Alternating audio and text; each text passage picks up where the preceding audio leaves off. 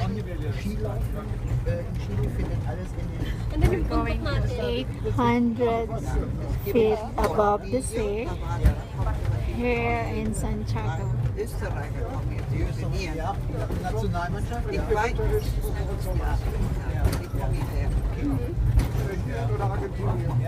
Weil die Leute Gibt es hier auch weg? Wow, yung dinadaanan natin.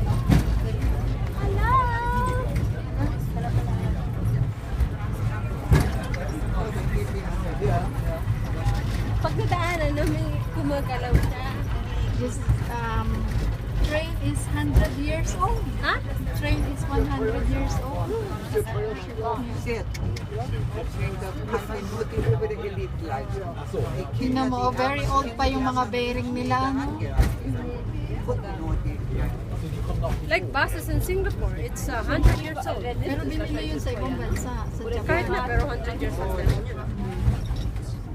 Also heutzutage Pero siyempre, maintenance. Yun lang naman yun eh. Hindi naman tatagal ang isang bagay kung walang maintenance. Kaya, sa bagay, yung binili na sasakyan ng mga nanay ko, 1975 yun.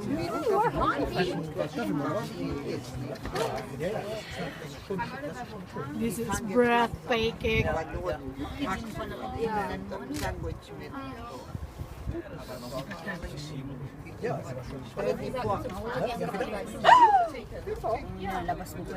Tapos bababa ka, no? Hindi na yan. Diretso na yun doon. I-slide yun. Alam mo, takot ako sa height. Ayoko na. 2 minutes lang. After 2 minutes, ayoko. Die Bilder, die ich euch gezeigt habe. Sa Ferris wheel, susumusok ako. Masakit. Masakit sa mata. Masakit ka. Ay, ako wala. Wala talaga, wala. Bakit sakit ang tenga ko? Ah, masakit sa tayo nga pag ano. Pag ano, pag pababa. Pag bababa, masakit sa tenga. Ito hindi. The whole flight. Die andere Ah, sabi ko, ano pang miss ka? We're in 100 feet above the sea. Look at that. Yun yung Los Bravos. Ayun o, doon tayo galing. Nakita mo yan, klaro. Ah, yung Claro. Doon Yes. tayo galing. Yeah. Diba? So wala na akong makita.